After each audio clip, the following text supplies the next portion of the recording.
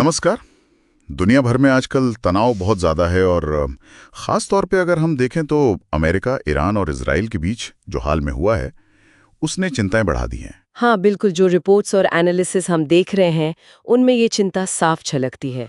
और एक बड़ा सवाल जो शायद सबके मन में है और जिसका जिक्र इन स्रोतों में भी बार बार आ रहा है, क्या ये किसी बड़े संघर्ष, शायद तीसरे विश्व युद्ध की आहट है? देखिए, ये सवाल बहुत स्वाभाविक है इन हालात में। हाँ हाँ लेकिन यहाँ हमारा मकसद बिल्कुल भी डर फैलाना नहीं है। जी। हम बस कोशिश कर रहे हैं कि जो जानकारी, जो स्रोत हमें मिले हैं, उनके आधार पर इन घटनाओं को और गहरे विश्लेषण को समझें। सही बात है, मतलब तथ्यों को सामने रखकर बात की जाए। बिल्कुल। तो चलिए इन स्रोतों के जरिए इस पूरी जटिल स्थिति को समझने की कोशिश करते हैं। देखते हैं कि दांव पर क्या लगा है और ये वैश्विक संघर्ष की जो बात हो रही है वो कितनी वास्तविक है। ठीक है, तो शुरुआत करते हैं हाल की घटनाओं से जिनका जिक्र बार बार हुआ है पिछले कुछ महीनों में।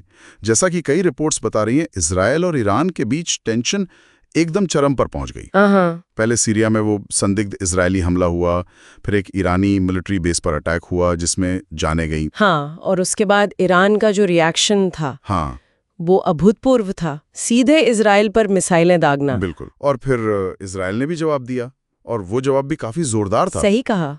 यहाँ एक बहुत महत्वपूर्ण मोड़ आता है जिस पर कई रिसर्च पेपर्स में ध्यान दिया गया है।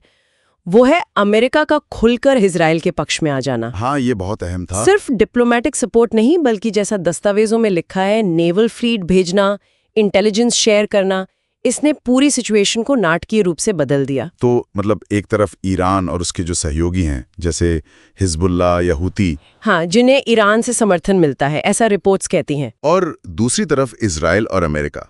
तो जो पहले एक रीजनल टेंशन लग रही थी वो अब ग्लोबल पावर्स के टकराव जैसी दिखने लगी। बिल्कुल, ये एक तरह से ग्लोबल स्टेज पर आ गया मामला। तो ये जो त्रिकोण है, ईरान, इजराइल, अमेरिका, ये इतना विस्फोटक क्यों है? जो हमें नोट्स मिले हैं उनमें इसे कैसे समझाया गया है? देखिए, सरल शब्दों में समझें तो बात ये है कि ईरान अपना प्रभाव बढ़ाना चाहता है मिडल ईस्ट में। हाँ, वो इजराइल को मान्यता नहीं देता और वो लेबनान, इराक, यमन में मिलिशिया को सपोर्ट करता है, जिसे कुछ एक्सपर्ट्स एसिमेट्रिक वॉरफेयर कहते हैं ना, मतलब सीधे नहीं, प्रॉक्सी के जरिए लड़ना। हाँ, बिल्कुल।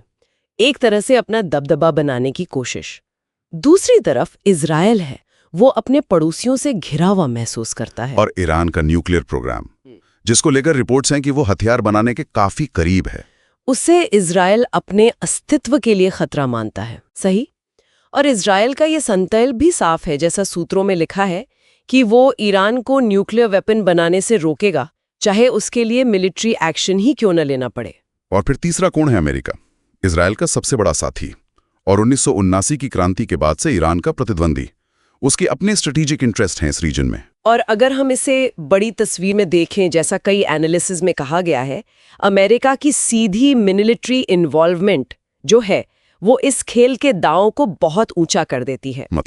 मतलब ये कि स्थिति इतनी नाजुक है कि एक गलत अंदाजा, किसी हमले की गलत व्याख्या या कम्युनिकेशन में जरा सी चूक हालात को बेकाबू कर सकती है और उसके परिणाम बहुत भयानक हो सकते हैं।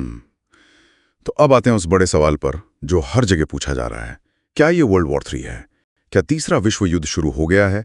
संक्षिप्त जवाब जो ज्यादातर एनालिसिस दे रहे हैं वो है अभी नहीं, लेकिन हम खतरनाक रूप से करीब है, स्थिति बहुत ज्यादा नाजुक है। इसके कारण क्या बताए गए हैं इन सोर्सेस में? कई कारण हैं। पहला, ये संघर्ष फैल रहा है। ईरान के सहयोगी जैसे हिजबुल्लाह, हूती, ये ज्यादा एक्टिव हो सकते हैं। रूस जैसे देश भी ईरान का साथ दे रहे हैं। और दूसरी तरफ अमेरिका, इजराइल और नेटो देश हैं। बिल्कुल। दूसरा, ग्लोबल मार्केट्स पर असर दिख रहा है। तेल की कीमतें बढ़ी, सेनाएं अलर्ट पर हैं। ये सब आर्थिक विश्लेषणों में दर्ज है। हाँ, ये भी एक पहलू है।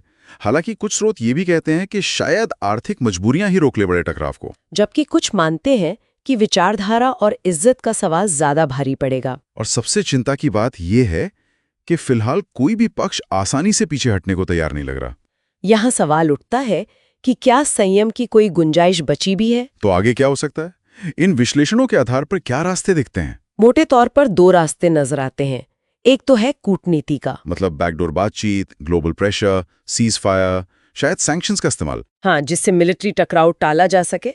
कई स्रोतों में इसी की उम्मीद जताई गई है। और दूसरा रास्ता है टकराव का।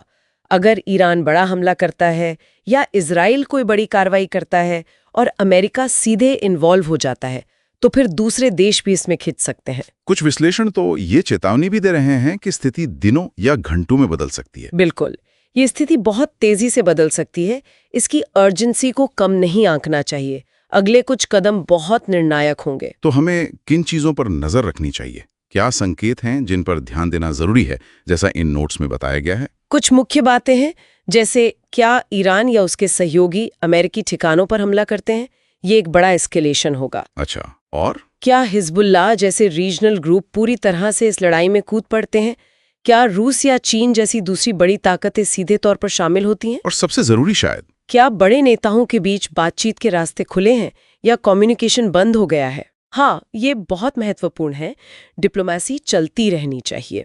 ये बात तो साफ है, और हर विश्लेषण यही कहता है कि युद्ध किसी के भी हित में नहीं है।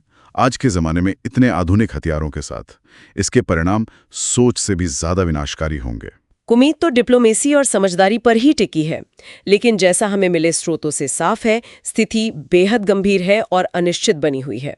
सच कहें तो दुनिया सांस रोककर इंतजार कर रही है कि आगे क्या होगा। और जाते जाते एक विचार श्रोताओं के लिए छोड़ना चाहूंगा, जिसका जिक्र कुछ लेखों में भी मिला। इस इंफॉर्मेशन के जमाने में, जहां खबरें और अफवाहें बिजली की तेजी से फैलती हैं, सही जानकारी और गलत जानकारी की क्या भूमिका हो सकती है इन वैश्विक संघर्षों को भड़काने में या शायद शांत करने में? इस पर सोचना जरूरी है।